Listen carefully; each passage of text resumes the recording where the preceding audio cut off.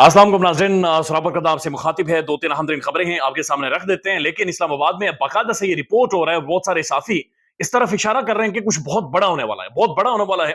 चूंकि तीन चार बड़ी अहम तरीन मुलाकातें हुई हैं। मुलाकातें किसकी हुई हैं वो आपके सामने रख देते हैं। साथ साथ इमरान खान ने एक दफा फिर तड़ी लगाई है। खान ने अपना प्लान, अपना जैन बिल्कुल बता दिया है। इमरान खान के साथ अडयाला जेल में एक सियासी मुलाकात हुई है और उस सियासी मुलाकात के बाद खान क्या पैगाम दे रहे हैं वो आपको बताते हैं।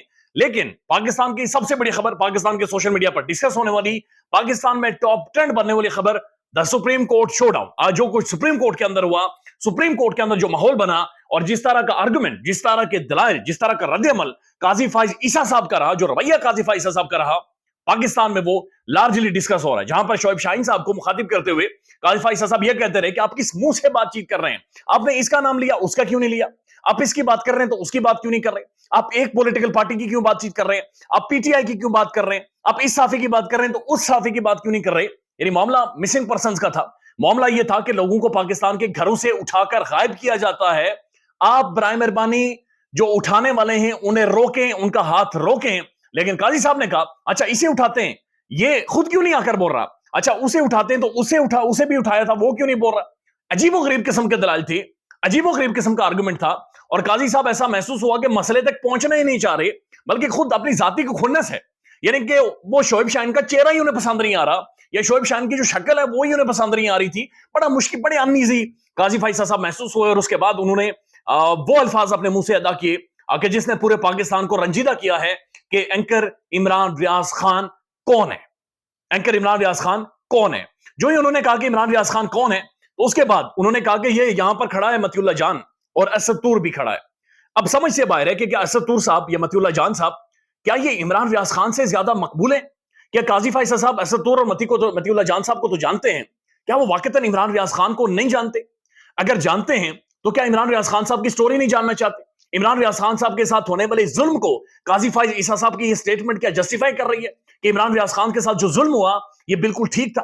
क्या उन जालिमों को काजी फाइज ईसा साहब एक राहदारी दे रहे, क्या उन्हें सेफ एग्जिट दे रहे? इस तरह के सवालात करके या इस तरह की बातचीत करते कि इमरान रियाज खान कौन है। उसके बाद पाकिस्तान के सोशल मीडिया पर बाकायदे से डिबेट हो रही है, लोग ट्रेंड चला रहे हैं कि इमरान रियाज खान को हम जानते हैं। पाकिस्तानी कौम ये कह रही है कि इमरान रियाज खान को हम जानते हैं।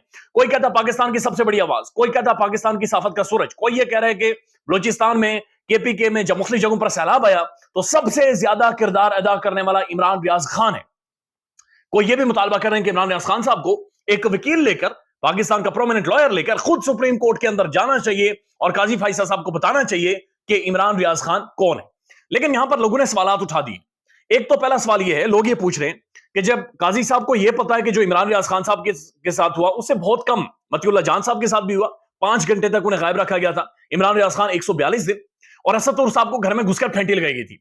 तो काजी साहब दोनों को जानते हैं, दोनों की तरफ इशारा भी किया, दोनों का नाम भी लिया। तो क्या काजी फाइज साहब ने उन दोनों को बुलाकर पूछा कि आपको किसने मारा था? यह भी पूछा कि क्या आप मतियुल्लाह जान साहब से कि आपको किसने उठाया था? काजी फाइज साहब से लोग ये सवाल कर रहे हैं कि आप असद तूर के घर में तो गए थे, लेकिन आप अरशद शरीफ के घर में नहीं गए। अरशद शरीफ ने सुप्रीम कोर्ट के इन्हीं जस्टिस को लेटर्स लिखे हुए हैं। अरशद शरीफ की मदर की दरखास्त इसी सुप्रीम कोर्ट के सामने मौजूद है कि क्या काजी फाइज साहब अरशद शरीफ के घर भी गए? क्या अरशद शरीफ के हवाले से भी उन्होंने सवाल पूछा? नहीं पूछा। पाकिस्तान में इसके ऊपर रद्द-ए-अमल क्या है वो आपको बताते हैं, लेकिन उससे पहले पाकिस्तान में लोग ये सवाल पूछ रहे हैं कि जनाब जब मसीह कॉलोनी को आग लगाई गई, गलत था, बहुत जुल्म हुआ, आप और आपकी बेगम लाठी लेकर वहां पर पहुंच गए। बड़ा अच्छा लगा कि काजी फाइज साहब वहां पर पहुंच गए मसीह बरादरी में, लेकिन जहां पर आप बैठे हुए थे वहां से 1 किलोमीटर के फासले पर डॉक्टर महारंग बलोच और बलोचिस्तान की बच्चियां बैठी हुई हैं, खवातीन बैठी हुई हैं, वो मिसिंग पर्संस की तस्वीरें उन्होंने उठाई हुई हैं। काजी फाइज ईसा साहब डॉक्टर महारंग बलोच तक क्यों नहीं गए? ये लोग सवालात कर रहे हैं। लोग ये सवाल कर रहे हैं कि आप असद तूर के घर तो गए, लेकिन क्या आप अरशद शरीफ के घर भी जाएंगे? आप मतियुल्लाह जान को भी जानते हैं, तो जानते हैं, लेकिन क्या आप इमरान रियाज खान साहब को भी जानने की कोशिश करेंगे? ये तो वो सवाल है जो पाकिस्तान में पूछे जा रहे हैं, लेकिन मुख्तलिफ साफियों का जो रद्द-ए-अमल है मैं वो भी कुछ एक आपके सामने रख देता हूं कि पाकिस्तान में लोग इस चीज पर दुखी हैं और शदीद तरीन दुखी हैं। नसीम सिद्दीकी साहब प्रोमिनेंट जर्नलिस्ट लिखते हैं, एतजाज हसन की दरखास्त से अगर सियासत झलक रही है, और ये एतजाज हसन की दरखास्त मिसिंग पर्संस के हवाले से है, काजी साहब कह रहे हैं कि आप एक ही पार्टी के मिसिंग पर्संस की बातचीत कर रहे हैं, आप सिर्फ पीटीआई के लोगों की मिसिंग पर्संस की बातचीत कर रहे हैं। भाई और कोई मिसिंग है ही नहीं, यानी बाकियों की तो सहूलतकारी की जा रही है, बाकियों को तो सलूट मारकर दरवाजे खोले जा रहे हैं, तो फिर बाकी कौन, यानी नून लीग का कौन सा बंदा गायब हुआ? پیپلز پارٹی کا کون سا بندہ غائب ہوا؟ مولانا کا کون سا بندہ غائب ہوا؟ کوئی بھی نہیں. یہ تو تحریک انصاف کے لوگ ہیں جو غائب ہو رہے ہیں. تو پھر ایک ہی تو پارٹی کی بات چیت ہوگی. اعتزاز حسن کی درخواست سے اگر سیاست جھلک رہی ہے، یہ نسیم صدیقی صاحب لکھتے ہیں، تو تمہاری گفتگو اور انداز مخاطب سے فرعونیت جھلک رہی ہے. اس ملک میں بہت ناگزیر آئے اور چلے گئے، یہ ملک شکر الحمدللہ قائم رہا. بیرسٹر عائشہ منیر لکھتی ہیں today is the funeral of justice, آج انصاف کا جنازہ ہے جو کہ نکل رہا ہے. شفیق احمد ایڈوکیٹ لکھتے ہیں متی اللہ جان اٹھائے گئے اور اسد علی طور پر تشدد ہوا، ان کا نام کیوں شامل نہیں؟ جسٹس قاضی فائز عیسیٰ. فائز عیسیٰ ثابت کر رہا ہے کہ وہ صرف نون لیگ کا جسٹس ہے، ورنہ ارشد شریف کے قتل، عمران ریاض خان اٹھائے جانے اور سپریم کورٹ سے چند قدم پر بیٹھے 10,000 بلوچ لاپتہ افراد کے وارثان کا بھی پتہ ہوتا، لیکن قاضی فائز عیسیٰ صاحب کو وہ ہرگز نہیں پتا.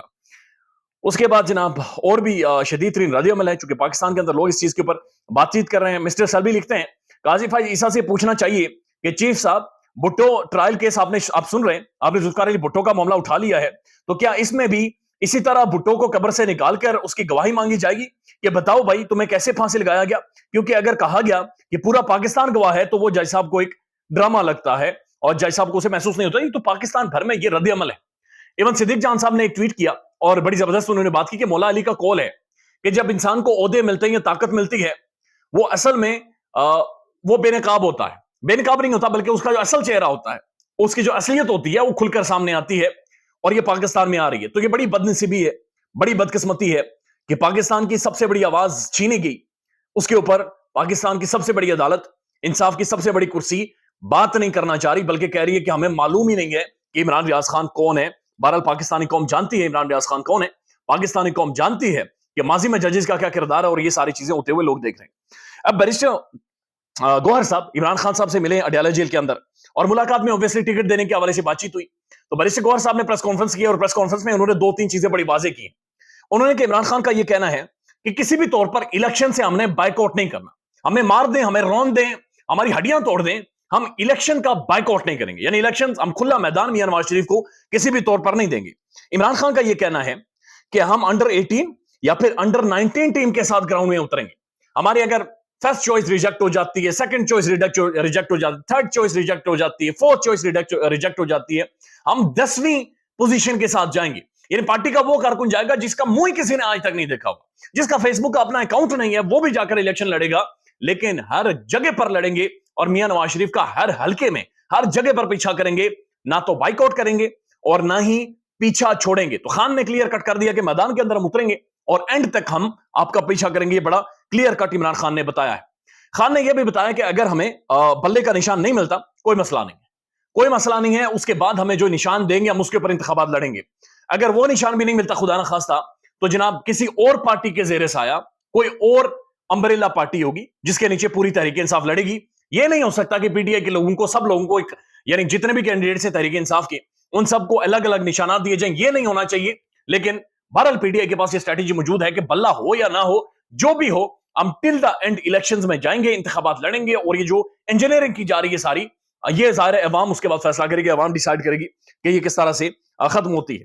اب الیکشن چونکہ ایک اہم ترین معاملہ ہے، اور الیکشنز کے حوالے سے بہت ساری ہیپننگز ہیں جو کہ پاکستان میں ہو رہی ہیں. اس سے پہلے قاضی فائز عیسیٰ صاحب کی ایک سٹیٹمنٹ ہے جو پاکستان میں اس وقت چھپی ہوئی ہے، اور یہ نااہلی کے حوالے سے معاملہ ہے. 62(1)(f) صادق اور امین کا معاملہ ہے کہ پاکستان کا جو وزیر اعظم ہو وہ صادق اور امین ہو، یا پارلیمنٹرین صادق اور امین ہو. اور یہ تقریباً 1980s میں یہ آئین کے اندر یہ شک شامل کی گئی تھی، لیکن ظاہر بعد میں حکومتیں بنی، انہیں نہیں محسوس ہوا کہ اس کے اندر ترمیم ہونی چاہیے، چینج ہونی چاہیے، بدلنی چاہیے. لیکن اب چونکہ میاں نواز شریف کا معاملہ ہے تو قاضی صاحب کو بھی تھوڑی سی جلدی تو ہے، تو قاضی صاحب تھوڑا جلدی سے معاملات چلا رہے ہیں. ان کی ایک سٹیٹمنٹ ہے جو آج گردش کر رہی ہے. قاضی صاحب کہتے ہیں الیکشن لڑنے کے لیے جو اہلیت بیان کی گئی ہے، یعنی صادق اور امین ہونا، اگر اس زمانے میں قائد اعظم ہوتے تو وہ بھی نااہل ہو جاتے.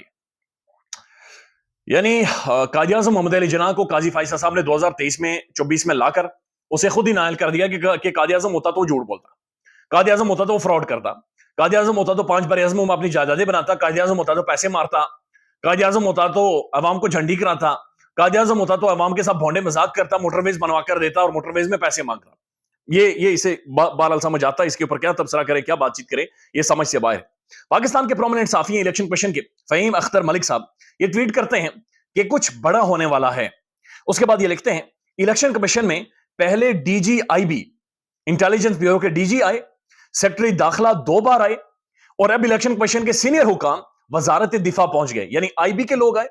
उसके बाद जनाब सेक्रेटरी दाखिला 2 दफा इलेक्शन कमीशन में आ जाए, यानी 3 मुलाकातें होंगी। और अब इलेक्शन कमीशन के सीनियर हुकाम वजारत दिफा यानी चौथी मिनिस्ट्री में ईसीपी के लोग खुद वहां पर चले गए हैं।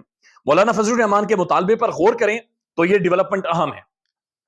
मौलाना ने खुलकर यह कहा कि इंतखाबात डिले करें, और उसके बाद ये 4 back to back developments Pakistan में हो रही हैं। नजर रखेंगे इस खबर पर, ख्याल रखिएगा अपना। अल्लाह हाफिज।